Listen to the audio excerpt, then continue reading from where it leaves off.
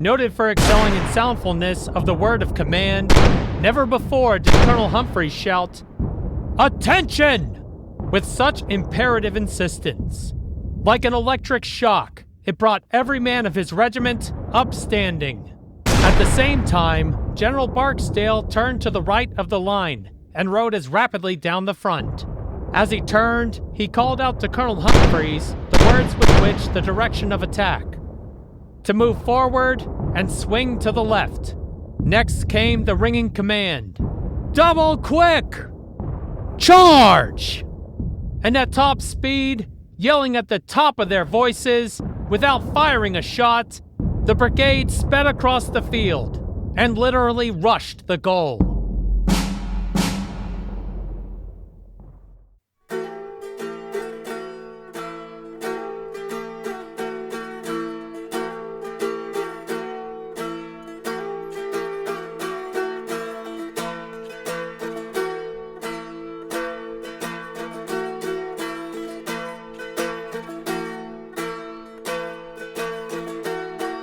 Hi, my name is Bill Coughlin, and host of First Person Civil War Podcast. One of the fateful decisions at the Battle of Gettysburg occurred on 2 July, when a Corps commander decided to move his men out of his assigned position in line to a location which formed a salient. This gave the Confederates an opportunity to attack an isolated corps, and if successful, provide an opportunity to flank the rest of the Army of the Potomac to the north. Now, listen to a 21-year-old man from Mississippi as he breaks through the peach orchard, and to a Pennsylvania colonel and artillerymen from Massachusetts and Maine who try to stem the Confederate advance on the second day of the Battle of Gettysburg. Episode 65 is entitled Breakthrough at the Peach Orchard, Battle of Gettysburg, and commemorates the 163rd anniversary of the battle. This episode relies on 2 soldier sources and 2 reports. First, Private J.S. McNeilly of the 21st Mississippi, who wrote, "Barksdale's Mississippi Brigade at Gettysburg, most magnificent charge of the war," which appeared in Publications of Mississippi Historical Society, Volume 14, and published in 1914. The second, Sergeant Levi W. Baker, who served in and wrote History of the 9th Massachusetts Battery, published in 1888. The accounts of Colonel Andrew H. Tippin of the 68th Pennsylvania and Lieutenant Colonel Freeman McGilvery, commander of the 1st Volunteer Brigade, come from reports found within The War of the Rebellion, a compilation of the official records of the Union and Confederate armies, Series 1, Volume 27, Part 1, Reports, and published in 1889. If you would like a reference for this battle, I recommend the maps at American Battlefield Trust. Look for the 3 Wheatfield and Peach Orchard maps that chronicle the battle there from 5:45 p.m. to 8 p.m. John Seymour McNeilly was born on 20 November 1841 in Madison County, Mississippi, where he lived with his large family. By the 1860 census, John was a student and lived with his brother William in Wilkinson County. On 1 June 1861, John enlisted as a private alongside his brother in a company of infantry forming in Wilkinson County, called the Hurricane Rifles and commanded by his brother William. Eventually, they joined the 21st Mississippi, reflagged as Company E, and fought from the 7 Days Battles through Chancellorsville. Andrew Hart Tippin was born on 25 December 1822 in Montgomery County, Pennsylvania. Andrew's army service began in the Mexican-American War, where he served as a lieutenant in the 11th U.S. Infantry and fought at battles such as Contreras, Churubusco, and Molino del Rey. On 30 April 1861, he enlisted as a major in the 90-day 20th Pennsylvania and mustered out of service without entering a battle. For a third time, Andrew volunteered to serve in the Army as the colonel of the 68th Pennsylvania, which formed on 4 August 1862 and fought at Fredericksburg and Chancellorsville. Levi Wood Baker was born on 26 November 1827 in Phillipston, Massachusetts, but lived in several towns across Worcester County, working as a carpenter. Levi enlisted for service as a private in the 9th Massachusetts Battery, which mustered for service on 3 September 1862, promoted to sergeant on 27 April 1863, and until the summer of 1863, the battery manned the defenses around Washington, D.C., and had yet to fight in a battle. Freeman McGilvery was born on 17 October 1823 in Prospect, Maine, and was just like his brothers, a merchant sailor. By the age of 21, Freeman was a captain of his own boat, and at the outbreak of the war, he was down in Rio de Janeiro conducting business. Upon returning to Maine, Freeman raised and commanded the 6th Maine Battery from Cedar Mountain through Antietam. During Major General Hooker's reorganization of the Army of the Potomac, Freeman was promoted to major, given command of the 1st Volunteer Brigade of the Artillery Reserve, and fought at the Battle of Chancellorsville. In the summer of 1863, after the massive success at the Battle of Chancellorsville, General Lee, commander of the Army of Northern Virginia, decided to invade the North for a second time, and began his march on 3 June. The Army of the Potomac soon joined in the pursuit, always keeping Washington, D.C. protected as the two armies marched.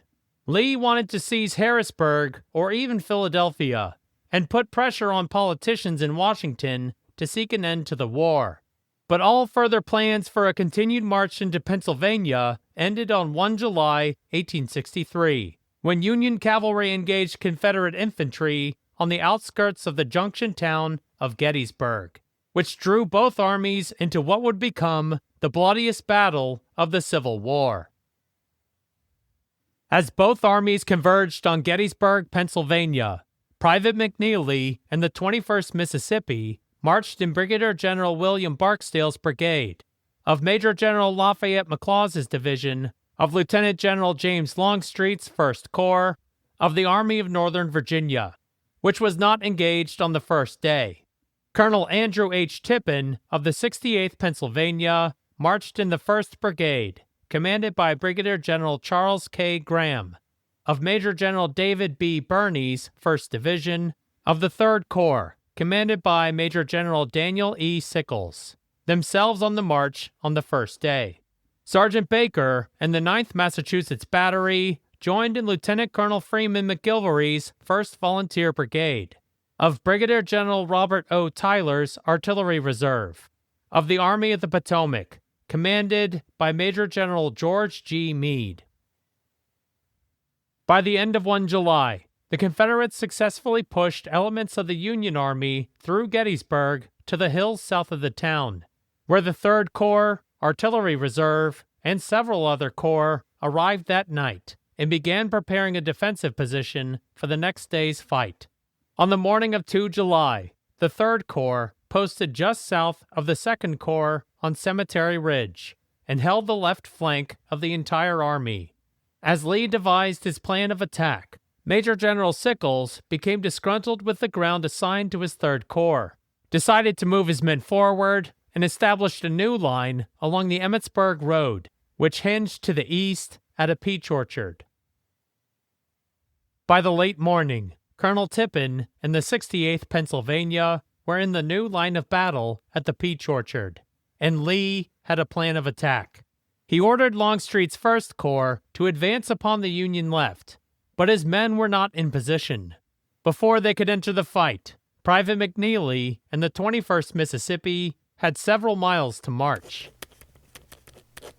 At 11 o'clock, the battle order was delivered, and after waiting half an hour longer for one of Hood's brigades to come up, we moved off to the right. The time taken to cover the intervening space and to get into action has been the cause of much censure, but without cavalry, not even a company to guide the advance over unknown ground for 5 or 6 miles, slow progress was unavoidable. Even on the second day of the battle, Jeb Stuart's cavalry was not present and played havoc with Lee's attack timeline. Longstreet estimated that McLaws' division was in position by 4 p.m. Having discovered the 3rd Corps in its salient, he arrayed Barksdale's brigade just to the west of the Emmitsburg Road, in vicinity of several batteries which began shelling the peach orchard. On the receiving end of this artillery was Colonel Tippin and the 68th Pennsylvania. The brigade was moved farther to the front, immediately in rear of Clark's battery, deployed in line of battle, and ordered to lie down. We remained in this position nearly 2 hours, suffering severely from the destructive fire of the enemy's batteries posted on our left and front. I was then ordered to move my regiment forward into a peach orchard, and fronting a road running parallel with the enemy's front. We had been in this position but a short time, when significant movements on the part of the enemy made it evident we were about to be attacked. Colonel Tippin and the 68th Pennsylvania faced to the west, and the next regiment in line, the 2nd New Hampshire, faced to the south. The Pennsylvanians were now at the angle of the salient, and off toward their left in the wheat field, the fight had already begun.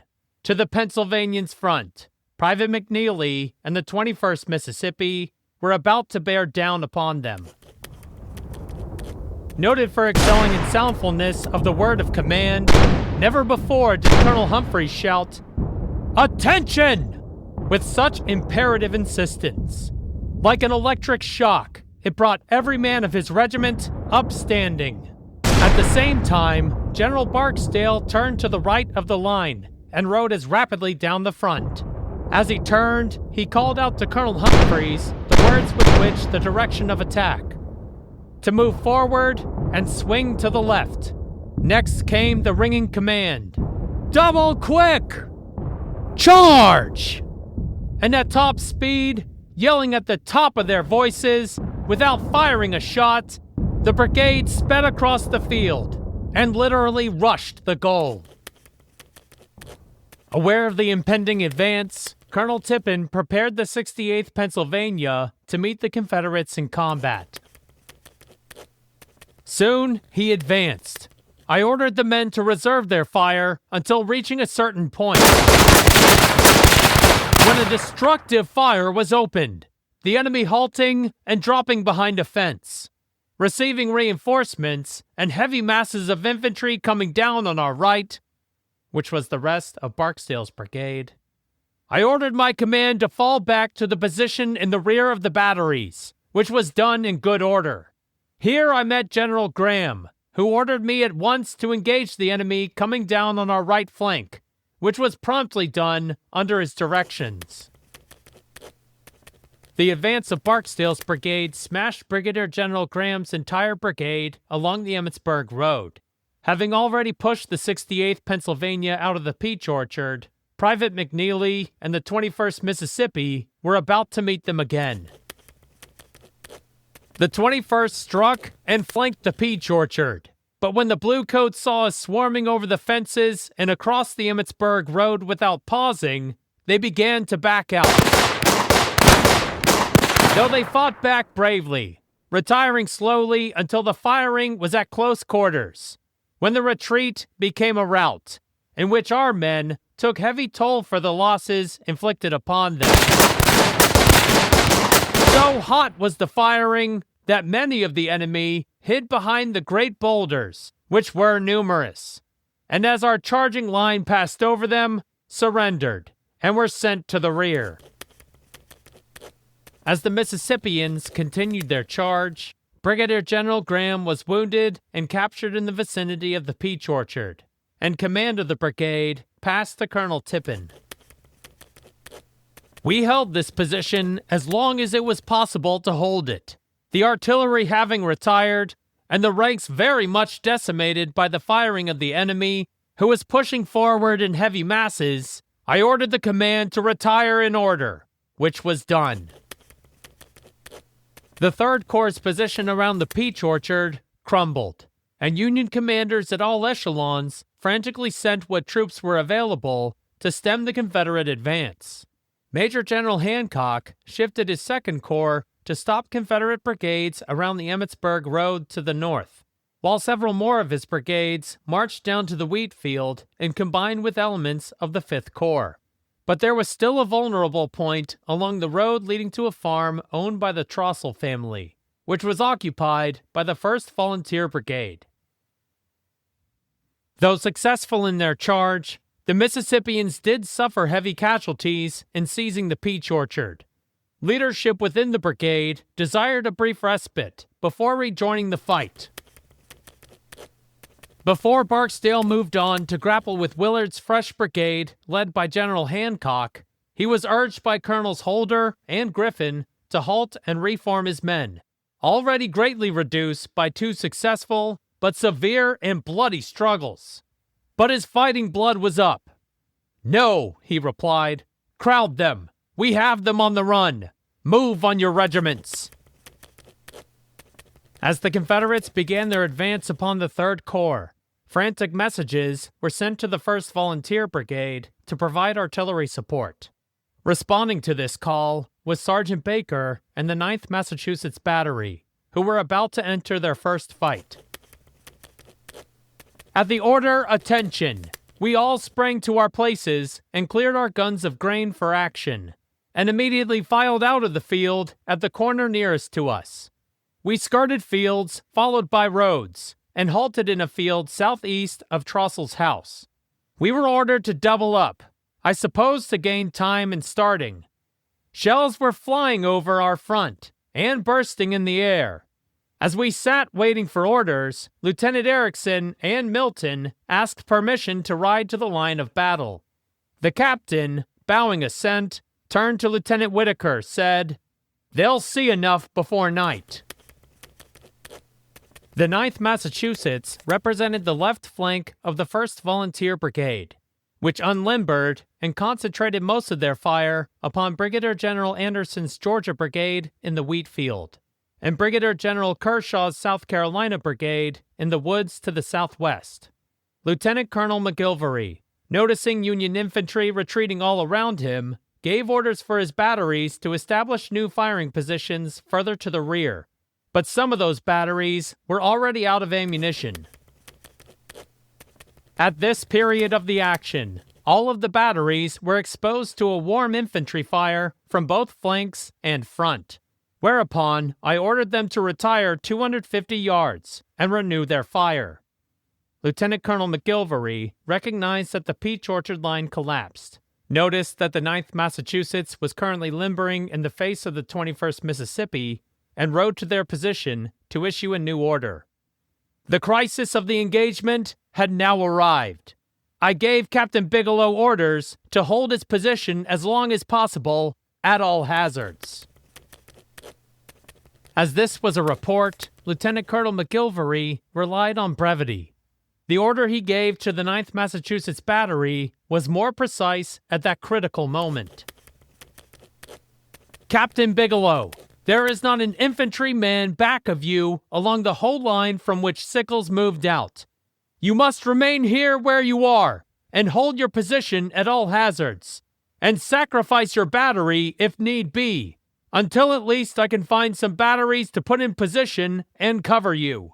The enemy are coming down on you now." The decision by Brigadier General Barksdale to rely on speed had an unintended consequence. As his brigade advanced once more, the 21st Mississippi, still on the right of the brigade, lost connection with the 17th Mississippi. Instead of marching toward the north as intended, Private McNeilly and his regiment advanced by themselves toward Sergeant Baker and the 9th Massachusetts Battery. As soon as the enemy appeared over the ridge, they were received with a vigorous fire, some of which was with double canister. But they were too near the prize to be stopped, and pressed on, and received our fire not 6 feet from the muzzles of our guns. Then our cannoneers were driven at the point of the bayonet, and were shot down from the limbers.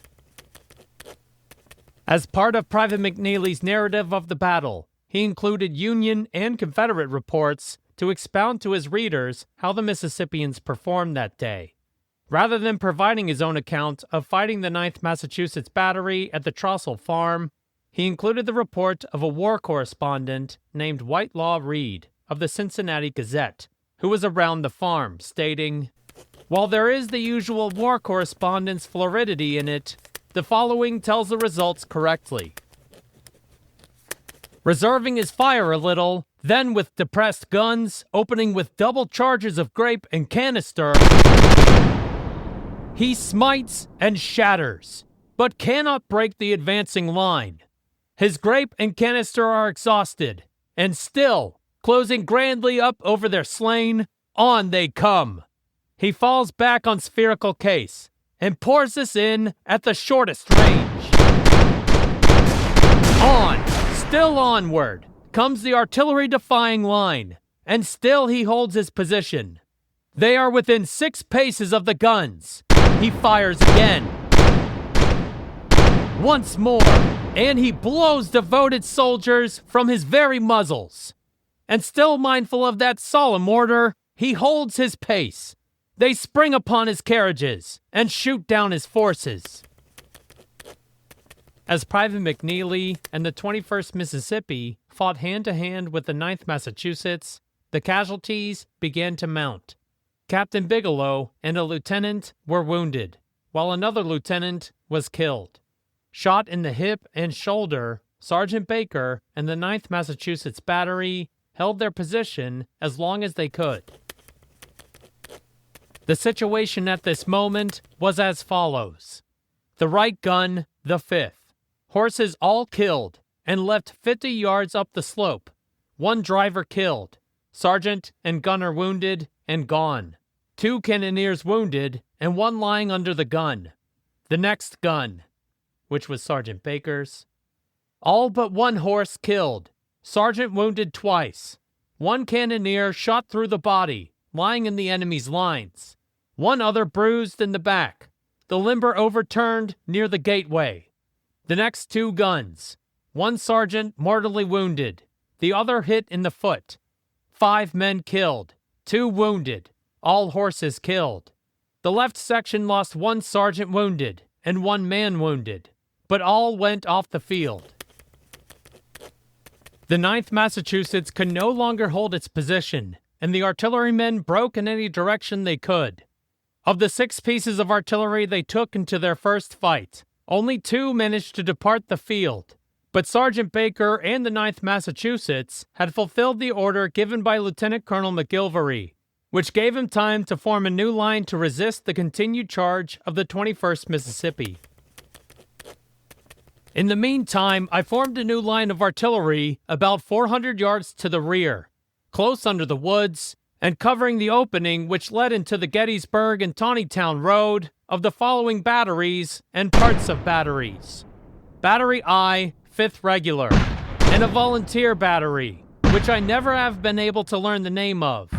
3 guns of the 5th Massachusetts, and 2 from Captain Thompson's Pennsylvania battery, and commenced firing on the enemy's line of infantry and artillery, which had formed in the open field only about 700 to 800 yards in our front.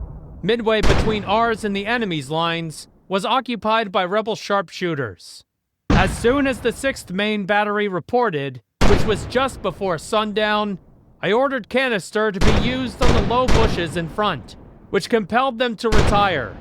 About this time, Pettit's New York Battery reported and changed position on the right of the 6th Maine. From the wheat field to the south, the 21st Mississippi right in front of them, and toward the rest of Barksdale's brigade in the north, Lieutenant Colonel McGilvery's patchwork of batteries were invaluable to shoring up the Union line. As to the unidentified battery that Lieutenant Colonel McGilvery included in his makeshift line, was most likely Battery K, 4th U.S. Artillery from the 3rd Corps. Lieutenant Robert James, who just took command of the battery along the Emmitsburg Road, found Lieutenant Colonel McGilvery while retreating east. I then received orders from Lieutenant Colonel McGilvery of General Hunt's staff to take position in an open field to the rear and left, and distant about 1,200 yards from our original position. Not having a sufficient number of men to man my 6 guns, I sent a section of the battery to the rear, meaning 2 guns, and went into this position with only 4 guns, where I remained during the night. Despite the casualties sustained at the Peach Orchard and taking the 9th Massachusetts, Private McNeilly and the 21st Mississippi continued their charge toward Battery I, 5th U.S. Artillery, on the southern end of Lieutenant Colonel McGilvery's artillery line, and for a time seized that battery as well. Looking to his left, meaning Colonel Humphreys, he saw the other regiments of the brigade engaged with Willard. To our right, toward Round Top, half a mile off, was a disorganized mass of apparently thousands of the enemy, fleeing before Hood and other brigades of McLaw's division. Some of our men fired on the stampeded men with deadly effect, though at long range. But the view on our front was most singular. Looking almost to Meade's bent back right, not an enemy appeared in sight. The 21st Mississippi fought its way into the enemy's rear and was planted squarely between his left and center. Battery I, 5th U.S. Artillery, hailed from the 5th Corps and did not submit a report after the battle. The Corps' artillery brigade commander mentioned the men rallied and joined in a charge with the 39th New York from the 2nd Corps, which appeared on the field and retook the guns. Private McNeilly vehemently denied that it was the 39th New York that finally forced them to retreat, and there is no report from that regiment to provide context. While Lieutenant Colonel McGilvery's artillery continued to hold its position and fired upon the 21st Mississippi as well as other Confederate formations, a new line of blue infantry appeared in front of the Mississippians.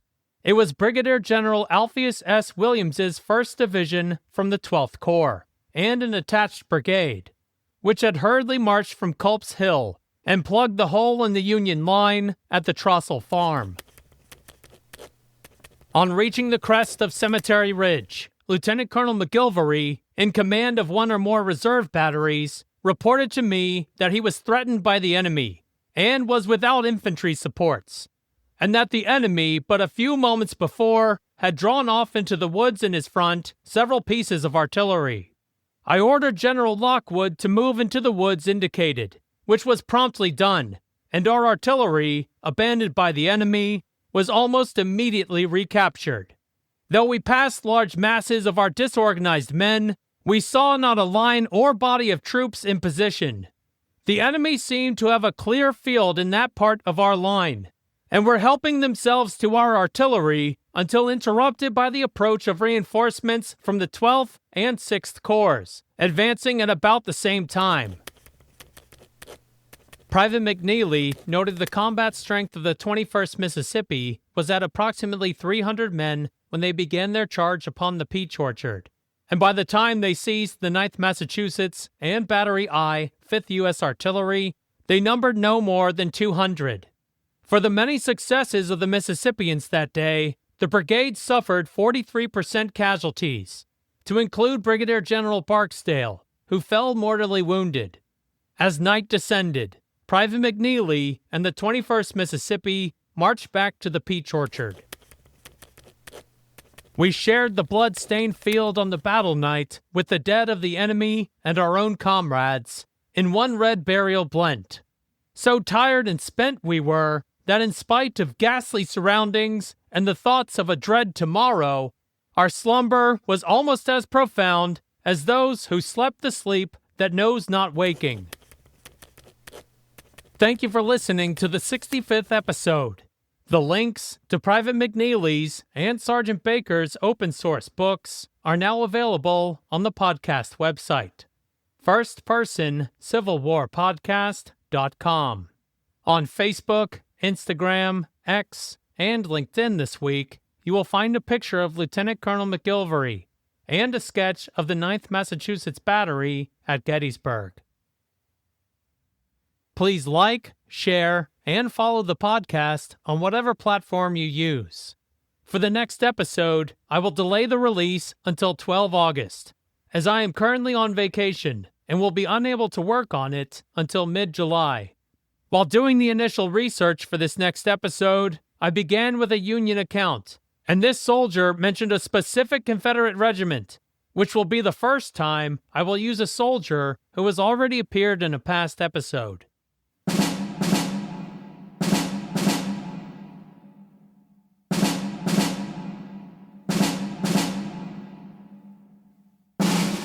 On 12 August, I will present another special episode. Sergeant Nixon B. Stewart of Company E, 52nd Ohio,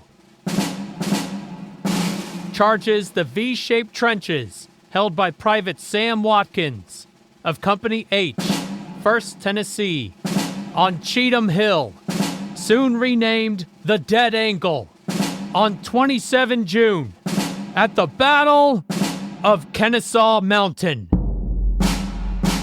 My name is Bill Coughlin, and thank you for listening to First Person Civil War Podcast.